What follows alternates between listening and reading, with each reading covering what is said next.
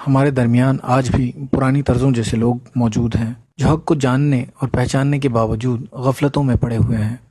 میں آج آپ کو ایسے مسلمانوں سے متعارف کروا رہا ہوں جو اسلام سے صرف اس وجہ سے دور ہیں کہ انہوں نے اپنے اوپر پابندی عائد کر لی ہے کہ جو مذہب اسلام کی اہم کتاب میں ہے اسے سمجھنا ضروری نہیں، صرف دہرا لینا ہی کافی ہے۔ جبکہ اگر کسی بھی کتاب کو دیکھا جائے تو اس کو بغیر سمجھے پڑھا جانا ناکافی ہوتا ہے۔ مذہب اسلام کی کتاب قرآن ہے، جس میں علم کہیں زیادہ، جو اس کائنات کے ہر لمحے کو سمیٹے ہوئے ہے، چاہے آج دریافت ہو یا کل۔ سب کچھ اس طرح لکھا ہوا ہے جسے لکھنے والے نے خود تخلیق کیا ہے۔ یہ لوگ بانی مسلمان کے نام سے جانے جاتے ہیں۔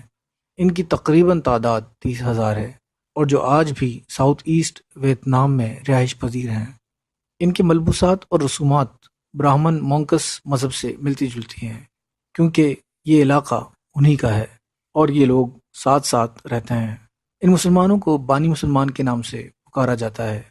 یہ پوری طرح آشنا ہیں کہ پوری دنیا میں مسلمانوں کی اصل تعلیمات کیا ہیں، مگر پھر بھی وہ اپنی اصلاح اس لیے نہیں کرتے کہ انہیں اپنا جھوٹا اقتدار یا چھوٹی سی حکومت جو انہوں نے قائم کر لی ہے وہ کھونی پڑے گی، اور دین اسلام میں پورا اترنا پڑے گا، اور اللہ کے احکامات کی پابندی اپنے اوپر عائد کرنی پڑے گی، کیونکہ پورے دین میں آج تک یہ رد و بدل کرتے آئے ہیں۔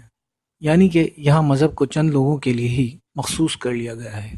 وہی نماز پڑھتے ہیں، وہی قرآن پڑھتے ہیں، اور وہی روزے رکھتے ہیں۔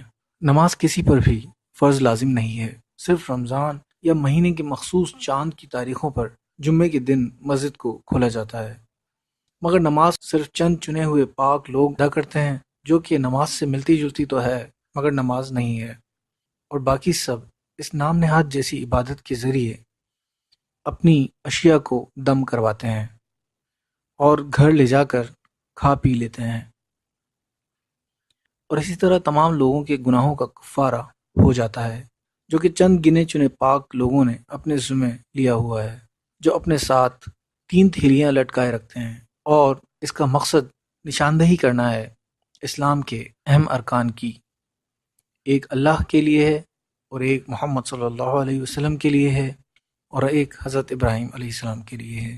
بانی مسلمان اللہ اور محمد صلی اللہ علیہ وآلہ وسلم کو یکساں تصور کرتے ہیں، اور ساتھ ہی ساتھ اپنے مردہ لوگوں کی بھی عبادت کرتے ہیں۔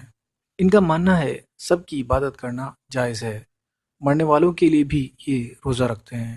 رمضان کے مہینے میں یہ چند پاک لوگ روزہ رکھتے ہیں، جس میں ان کو نشہ آور تمباکو تک کی سہولت موجود رہتی ہے۔ روزہ پورے دن کا ہی رکھا جاتا ہے، مگر اس میں بھی گنجائش ہے کہ اگر دن میں مسجد میں اندھیرا کر دیا جائے تو دوپہر میں بھی سب کچھ کھایا پیا جا سکتا ہے، مگر باہر کے کسی شخص کو دیکھنے کی اجازت نہیں ہوتی۔ بانی مسلمان حج کے لیے بھی نہیں جاتے۔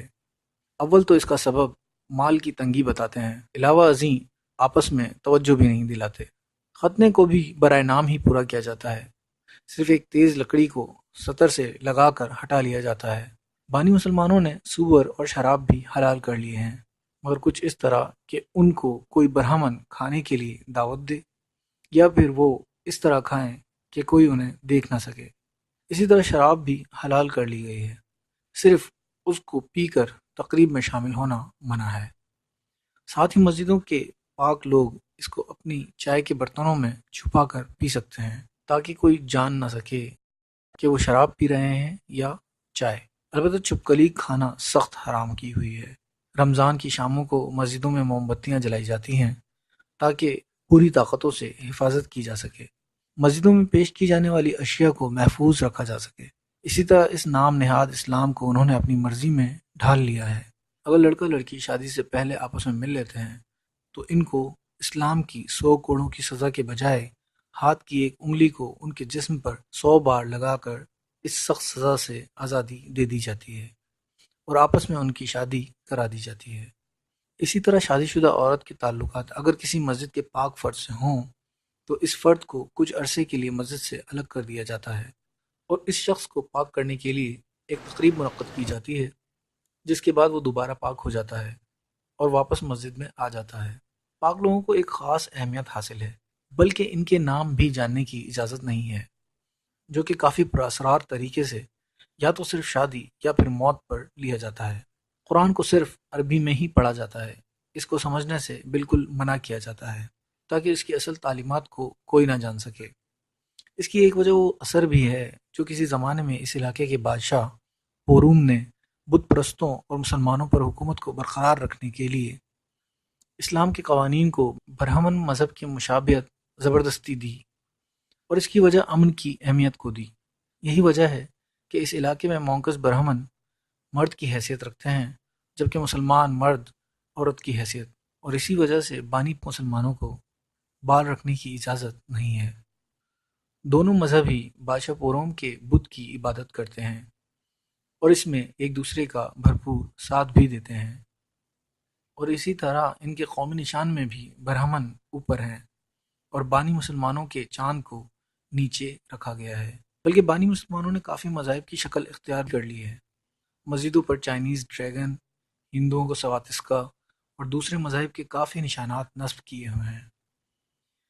بانی مسلمانوں کا کہنا ہے کہ وہ آج کے موجودہ مسلمانوں سے بہتر مسلمان ہیں، ان کے پاس بہتر قانون اور نسوانی حقوق ہیں، عورتوں کو سب سے زیادہ حیثیت حاصل ہے، ان کے ہاں تمام جائیداد کی وارث بیٹی ہوتی ہے، اگر شوہر کی کوئی ملکیت ہو بھی اور دونوں کو علیحدہ ہونا ہو تو تمام جائیداد عورت کو دے دی جاتی ہے، اور بچے بھی۔ بچوں کے مذہب کی اہمیت بھی عورت کے مذہب کو دی جاتی ہے، چاہے مرد مسلمان ہی کیوں نہ ہو۔ اس مختلف اسلام کو اگر غور سے پرکھا جائے تو اصل وجہ قرآن سے لا علمی ہے، اور یہ لا علمی کچھ اس طرح کی ہے جو عموماً مسلمانوں میں دیکھی جا سکتی ہے کہ قرآن کو عربی میں پڑھ لینا ہی کافی سمجھا جاتا ہے، اس کے مطلب کو سمجھنا اپنے لیے بھاری، مشکل اور وقت کا میسر نہ ہونا کی وجہ سے چھوڑ دیا جاتا ہے۔ صرف انہی طرز عمل کو اپنایا جاتا ہے جو گرد و نواح میں باقی لوگ کر رہے ہوتے ہیں، یہاں تک کہ قرآن کو سمجھنا غیر فطری عمل سمجھا جاتا ہے۔ اور ایک یہی وجہ ایسی ہے کہ جس نے پرانے مذہب کو ان کی اصل شکل سے تبدیل کر دیا، کیونکہ چند لوگوں نے اس مذہب کو اپنی ذمہ داری بنا لیا تھا اور آہستہ آہستہ اس کو انہوں نے چند لوگوں کے لیے آسان سے آسان تر کر دیا، یہاں تک کہ اس میں اصل کچھ باقی ہی نہ رہا۔ ساتھ ہی ساتھ وہ تمام شواہد بھی ختم کر دیے جو اس بات کی تصدیق کرتے کہ یہ تمام مذہب چند لوگوں کا فرضی مذہب ہے۔ قرآن کی حفاظت کی ذمہ داری اللہ نے لی ہے، اور ہمیں چاہیے کہ اس بات کا فائدہ اٹھاتے ہوئے جب بھی جہاں بھی موقع ملے قرآن کا ترجمہ پڑھ لیا کریں۔ یہ کتاب راستہ خود دکھائے گی کہ اللہ نے اس کو خاص مومن بندوں کے ایمان کو مضبوط کرنے کے لیے اتارا ہے۔ یہ تمام ریسرچ جو سائنس نے کی ہے، کیا اس نے مسلمانوں کا کام آسان نہیں کر دیا کہ وہ دوسروں کو یہ نشانیاں بتائیں اور جہنم میں جانے سے بچا لیں؟ کیونکہ اب ان کے پاس اور کوئی نشانی نہیں آئے گی۔ اپنی دعاؤں میں مجھے یاد رکھیں اور قرآن کا مطالعہ خود ضرور کریں۔ اگر آپ کو ویڈیو اچھی لگی تو لائک کر کے شیئر ضرور کریں، اور اگر کوئی سوال ہو تو کمنٹس ضرور کریں۔ تمام ویڈیوز کو بالکل مفت حاصل کرنے کے لیے نیچے دیے گئے لال بٹن کو ضرور دبا دیں تاکہ ہر نئی ویڈیو آپ کو مل سکے۔